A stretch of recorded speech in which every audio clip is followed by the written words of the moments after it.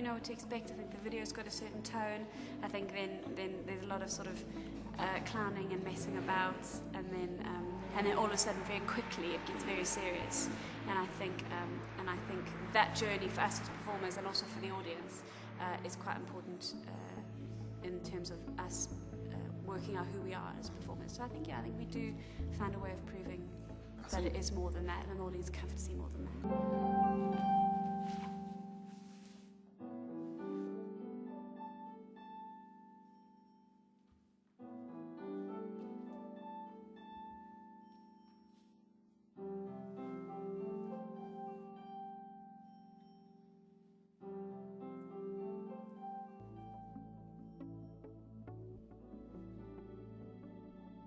You know, you're getting a point across, and they're not laughing particularly at what you're doing, but they're just going, I don't know how to react to this, so I'll just laugh a little bit. And that's fine, you know.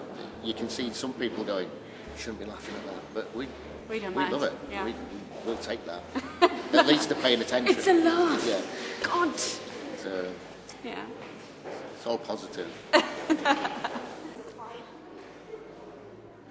It's really hard. Well, it's still so hard. Mean to me. Oh, that's it. Yeah, make me horrible to the world now. I'm already getting greeted with expletives. I had to think about that one. It was really hard when we first started. And it's slightly easier, but when you really think about what you're saying, even though you know what you're saying comes from, what I'm saying comes from Lucy, it's what she told me she was scared of. We wrote our own speeches. Everything that Dave says to me about what he thinks about me, I wrote about myself. So my deepest, darkest fears are the same goes with Dave. So I don't think we could do it if we weren't good friends. I don't think it's about separating. I think it's that trust of knowing that even though I'm saying these things, it wouldn't be the same if someone else wrote it. No. It's kind of different. It would feel like a script. Yeah. And that takes all the heart out of it. Well, no, if you're a good actor, you can get away with that. Which we are. Oh. But this was much easier because we wrote it.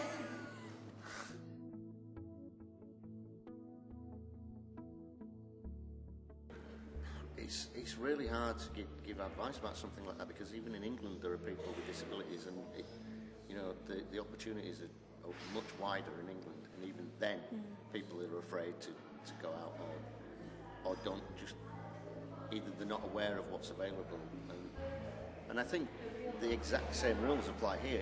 If you really want to do something, and if you want to do it enough, you'll get past the obstacles in some way, but it's just about keeping an eye out of what's happening locally, finding a way of getting to these. If they open workshops for drama or whatever, and that's what you want to do, just go.